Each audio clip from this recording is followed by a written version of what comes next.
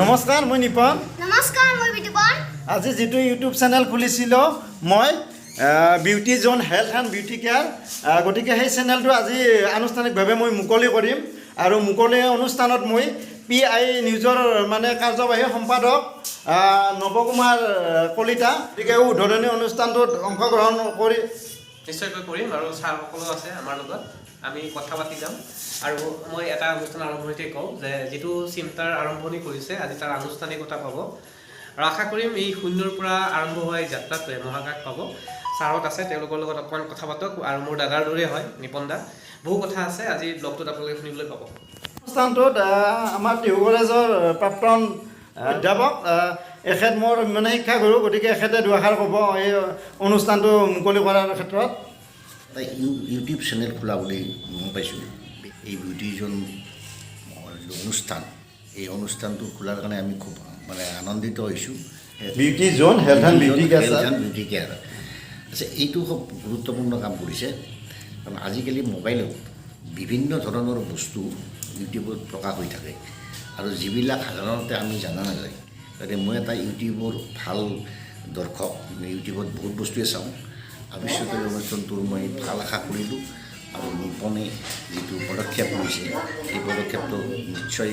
ধন্যবাদ দিবলগীয়া পদক্ষেপ আমি তাৰ দ্বাৰা উপকৃত ধন্যবাদ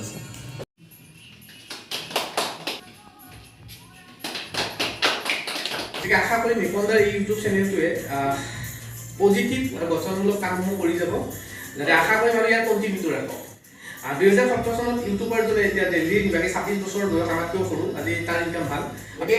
এই বিষয়টো নিপন দাও তেতিয়া চিন্তা চৰ্চা কৰি আছিল বা কথা পাতি আছিল যে ইউটিউব চেনেল এটা মই খুলিম আৰু এও বিশেষভাৱে কণ্টেণ্টটো লৈছিল বিউটিৰ ওপৰত অতি ভাল আৰু ইয়াৰ কণ্টিনিউটো কৰি থাকিলে এটা ভৱিষ্যত আছে আৰু বিতুপন তেওঁৰে ল'ৰা তেওঁ আগবাঢ়ি যাই আছে গঠনমূলক দিশত যাওক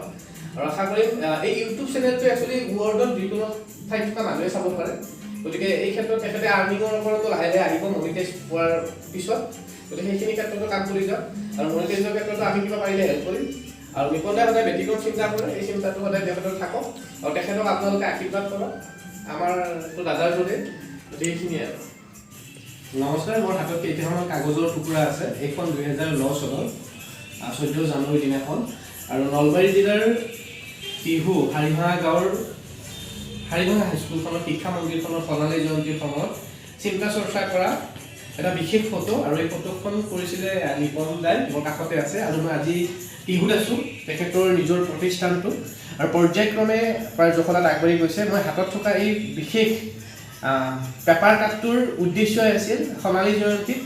গুটখাৰে তৈয়াৰিত হোৱা এটা প্ৰতিমূৰ্তি আৰু শিখৰ ৰজনীগন্ধা বা অন্যান্য ধৰণৰ যিসমূহ গুটখা খোৱাৰ পিছত মানুহৰ কেনেধৰণে ডিঙি হাত চেঁচা হৈ গৈ পেটটো ওলাই গৈ শেষত পৰিয়ালৰ লগতে পিতৃ মাতৃ ইয়াৰ উপৰিও ওচৰ চুবুৰীয়াসকলৰ বাবে এটা আৱৰ্জনা হৈ পৰে সমাজৰ এটা আৱৰ্জনা হৈ পৰে আৰু এই ক্ষেত্ৰত গঠনমূলক দিশত নিবলৈ হ'লে প্ৰজন্মক তেতিয়াহ'লে আমি সামাজিকভাৱে দায়বদ্ধ লোকসকল ওলাই আহি এনেধৰণৰ প্ৰতিচিম্ব কৰিছিলে 2009 চনত নিপন দাই আৰু নিপন দাৰ লগত আছোঁ এইসমূহ এতিয়া ঐতিহ্যমণ্ডিত এটা সম্বল হৈ পৰিছে আৰু 2009 চনতে চিন্তা চৰ্চা কৰা এজন ব্যক্তি মোৰ কাষত আছে আৰু তেখেতে বিভিন্ন ধৰণৰ চিন্তা চৰ্চা কৰি আছে যেনে শেহতীয়া ইউটিউব চেনেল তেখেতৰ নিজৰ প্ৰতিষ্ঠান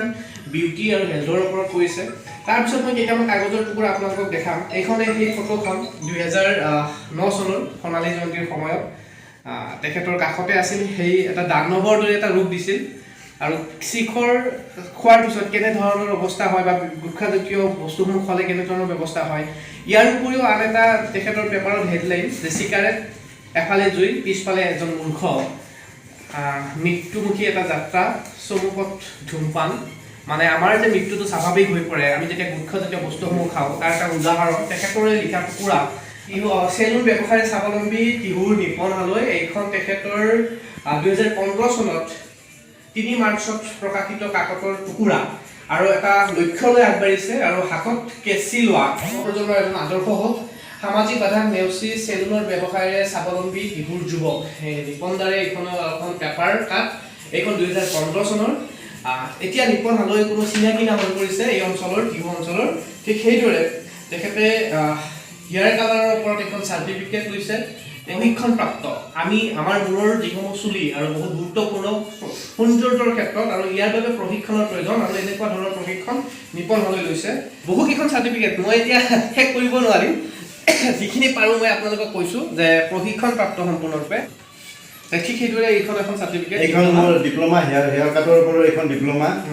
এইখন চাৰ্টিফিকেট অফ ৰিকগনাইজেশ্যন এইখন এটা কোম্পানী আয়ুৰ্বেদিকৰ ওপৰত এইখন এখন চাৰ্টিফিকেট আছে এইখনো গুৱাহাটীৰ পৰাই লৈছে এইখন এখন চাৰ্টিফিকেট মই হাবিব ছাৰৰ পৰা পোৱা বহুত কেইখন আছে মই এটা কথাই কওঁ যাত্ৰা পথত নিপন দা এটা আদৰ্শ প্ৰজন্মৰ বাবে প্ৰতিজন মানুহৰ মূৰৰ ওপৰত আমাৰ কিছুমান এনাৰ্জি ঘূৰি থাকে এই এনাৰ্জিসমূহৰ ভিতৰত কিছুমান এনাৰ্জি নিগেটিভ আৰু কিছুমান পজিটিভ এতিয়া যিসকল ব্যক্তি আমাৰ অনুষ্ঠানটো চাই আছে তেওঁলোকৰ মূৰৰ ওপৰত কি এনাৰ্জি ঘূৰি আছে তেওঁলোকৰ কথা যদি আজি এই অনুষ্ঠানটো চাই যদি তেওঁলোকে ভাবিছে যে কিডাল কৰিছে তেতিয়াহ'লে তেওঁলোকৰ মূৰত নিগেটিভ এনাৰ্জি চলি আছে আৰু মই দৃঢ় বিশ্বাস সেইসকল মানুহে